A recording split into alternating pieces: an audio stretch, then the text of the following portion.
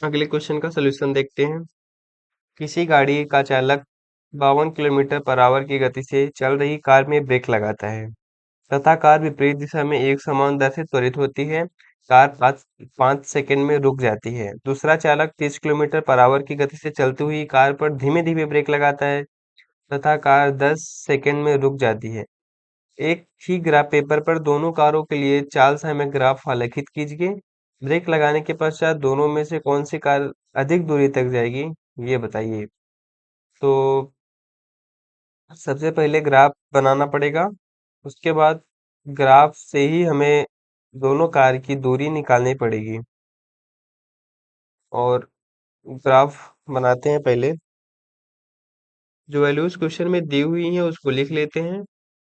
सबसे पहले चाल दिया हुआ है गाड़ी कितने चाल से चल रही है?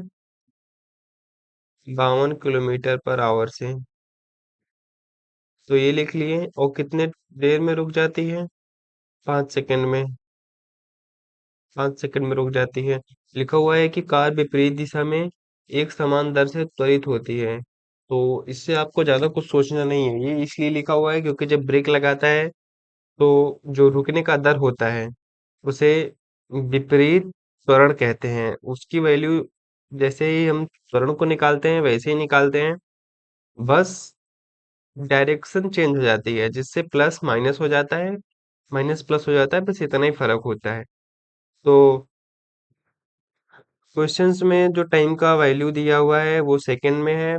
बाकी जो चाल में है वो घंटे में दिया हुआ है। तो हम एक काम करेंगे, सारे वैल्यूज को एक ही यूनिट में कर लेंगे। तो हम चाल की वैल्यू को मीटर पर सेकंड में बदलते हैं। तो किलोमीटर की जगह 1000 और घंटे की जगह 3600 सेकंड मतलब 60 × 60 लिख देते हैं। आप वो जो लिखते हैं ना 5/18 18/5 उससे भी आप कर सकते हैं, उससे कोई दिक्कत नहीं होती, यही चीज होती है वो भी। दिखाता हूँ कैसे। ये कट गया। अब 2 पंचे 10 हो गया, 2 तिहाई 6 हो गया। अब देखेंगे तो 52 × 5, 6 तिरिक 18 आ गया ना। ऐसे ही जो ट्रिक बनती है यहीं से बनती है। तो इसको सॉल्व करेंगे, इसको सॉल्व करके देखेंगे कितना आता है। तो जब इसको सॉल्व करेंगे कितना आएगा? आएगा अप्रोक्स 14.4 मीटर पर सेकेंड। ये आ गया। ये हो गया पहली कार के लिए।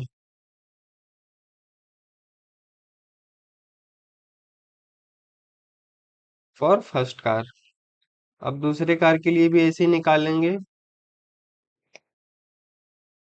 दूसरे कार के लिए भी निकाल लेते हैं।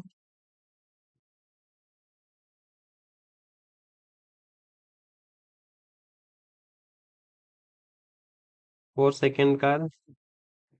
इसकी चाल कितनी दी हुई है? 30 किलोमीटर पर आवर। और टाइम कितना दिया हुआ है उसके लिए? 10 सेकंड में रुकती है वो भी। तो चलती हुई कार धीमे धीमे ब्रेक लगाता है तो 10 सेकंड में रुकती है। तो अभी इसको भी हम मीटर पर सेकंड में बदल लेंगे। बदलते हैं।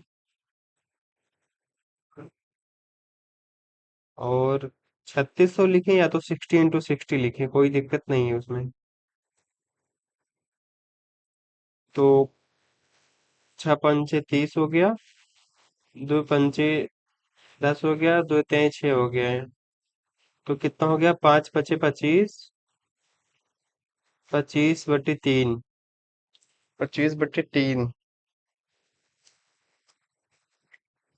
इसको सॉल्व करेंगे कितना आएगा देख लेते हैं। तो 3 × 8 = 24 हो गया, एक बचा। फिर 3 × 3 = 9 हो जाएगा, तो हो जाएगा 8.3 मीटर पर सेकेंड। अब देखते हैं ग्राफ कैसे बनाया जाता है। ग्राफ के लिए मैंने पहले से एक ग्राफ पेपर ऐड करके रखा हुआ है, तो इसमें सिखाऊंगा ग्राफ बनाया कैसे जाता है। तो ग्राफ का जो, सॉरी मैंने थोड़ा सा उल्टा लिख दिया है तो इसको मैं सही करके सही करके आपको बताता हूँ।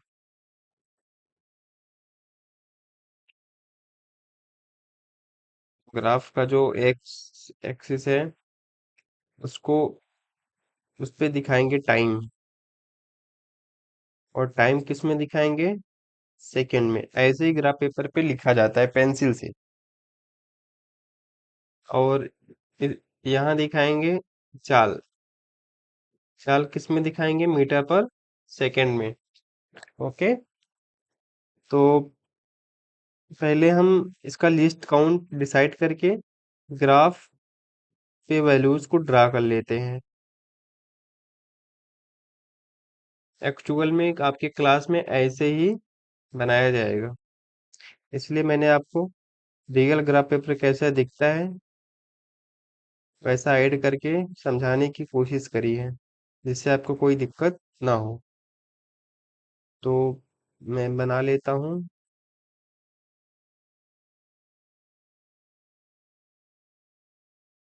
ये हो गया। अब मैं वैल्यूज ड्रॉ कर देता हूँ, आपके सामने ड्रॉ करता हूँ। तो वैल्यूज ड्रॉ करता हूँ दो दो के अंतराल पे। ये हो गया 2, 4, 6, 8। ये हो गया 10।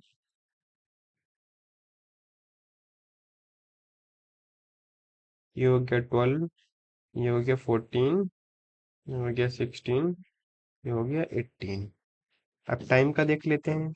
टाइम का एक एक के अंतराल पे करेंगे। एक हो गया, दो हो गया, तीन हो गया, चार, पाँच, छ, सात, आठ, नौ, 10, 11। ये बन गया ग्राफ। अब हम इस पे दिखाते हैं वैल्यूज। अभी चाल कितनी आई हुई है? चाल आई हुई है 14.4 मीटर पर सेकेंड। और टाइम कितना लगा हुआ है? टाइम लगा हुआ है 5 सेकेंड। तो पहले हम वैल्यूज को ड्रा कर लेते हैं। ये हो गया 5 सेकेंड। 5 सेकेंड पे एक पॉइंट मिलेगा हमें। और ये हो गया 14.4 सेकेंड। अब देखेंगे तो इसका एक खाना दिखाएगा 0.4 को, 0.4, 0.8, उसके बाद 1.2, ऐसे ऐसे आएंगे तो यहाँ 2.0 होगा। तो इसकी वैल्यू हो जाएगी 2। तो ये आपको डिसाइड करना पड़ता है। आप जब आगे आएंगे, बीएससी ग्रेजुएशन करेंगे, तो ये सब आपको क्लियर हो जाएगा। लेकिन मैं आपको सिखाने की पूरी कोशिश कर रहा हूँ ऐसे में। जैसे ये लिखा हुआ है 2, और बीच में कितने खाने हैं? 5। तो आप डिवाइड करोगे तो कितना आएगा? 0.4। तो पता चल गया ना, एक खाने की जो वैल्यू है, एक खाने की वैल्यू 0.4 है। तो इसको कहते हैं कि ग्राफ का लीस्ट काउंट। ग्राफ का least count along the Y axis. Y axis पे ग्राफ का लीस्ट काउंट कितना है?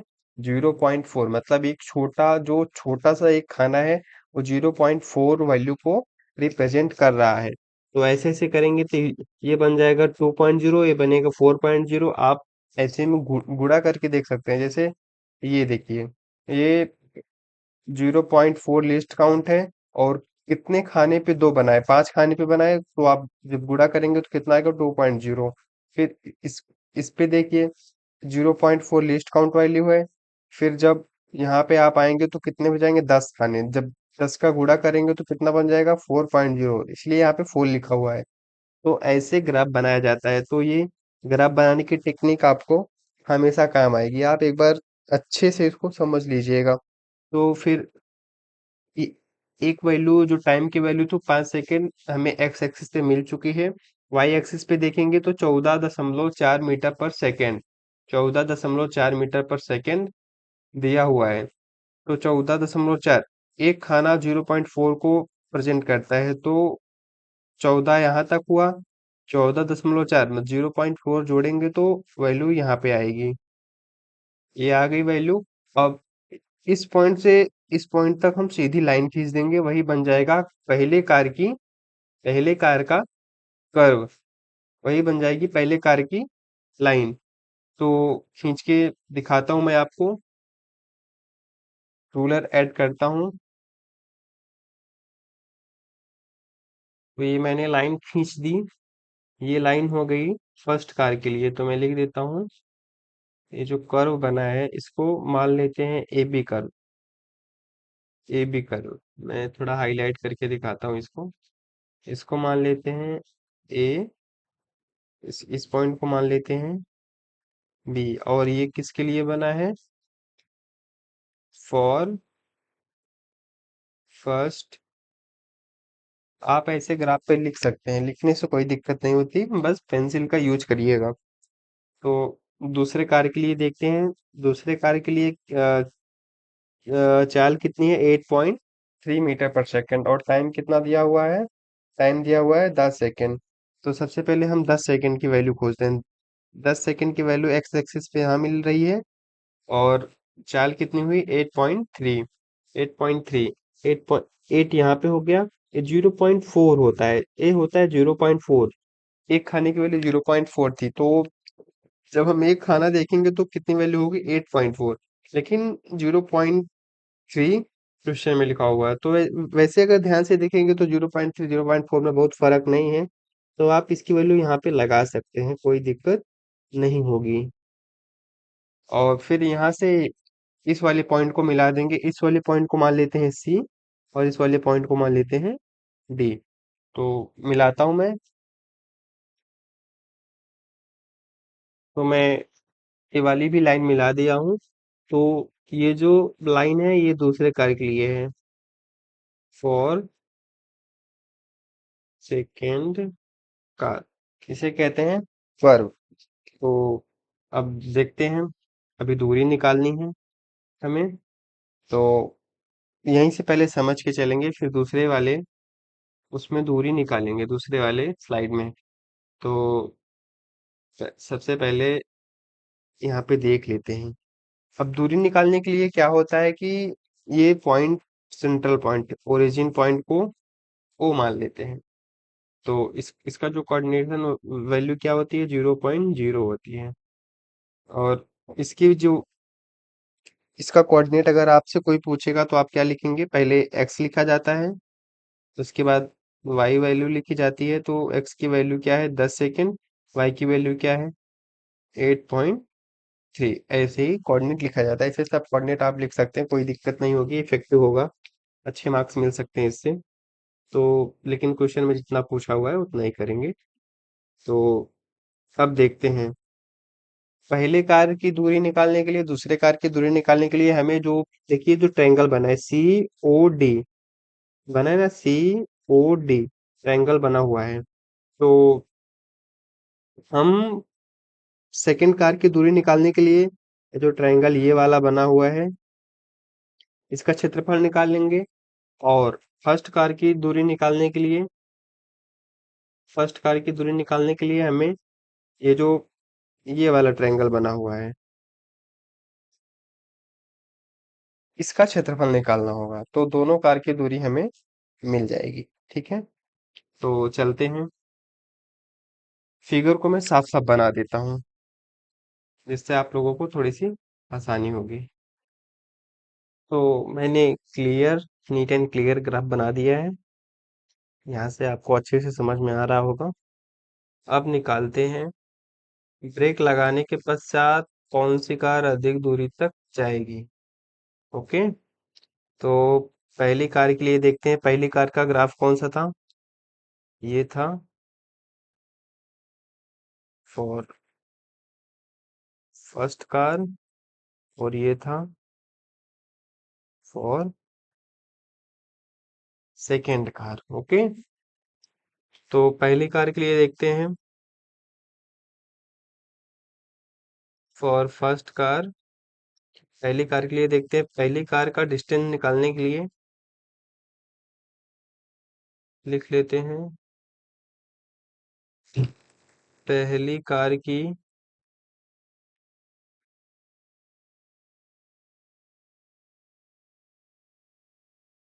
अधिकतम दूरी ब्रेक लगाने के बाद कितनी जाएगी? बराबर एरिया ऑफ ट्रायंगल। कौन कौन सा है? Area of triangle A O D. Area, त्रिभुज का क्षेत्रफल। तो कितना हो जाएगा निकालते हैं।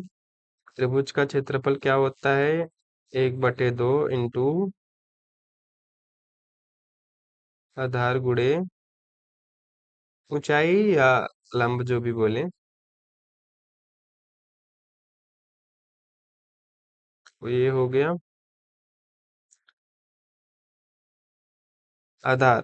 तो आधार, आधार ये वाला हुआ। तो कितनी दूरी तक ये, आधार मतलब टाइम, ये टाइम ही है। तो इसमें ट्रायंगल में देखेंगे तो आधार जो है वो टाइम का एक्सिस है। तो यहाँ से देखेंगे 1 2 3 4 5, 5, 5 यूनिट्स है, 5 सेकेंड है, तो 5 लिख लेते हैं।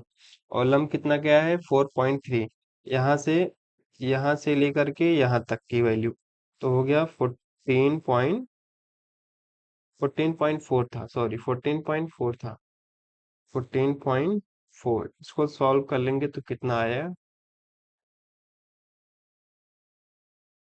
2 से 14, इतना हो गया। ये कट जाएगा, ये कट जाएगा। तो कितना बचेगा? कितना बचेगा अपने पास? 5 इंटू 7.2। तो गुणा करेंगे तो कितना आएगा? ये 5 7 35 से 36 मीटर। तो ये आ गई पहले कार की अधिकतम दूरी। ओके। अब ऐसे ही सेम मेथड से दूसरे कार की भी निकाल लेते हैं। निकालते हैं।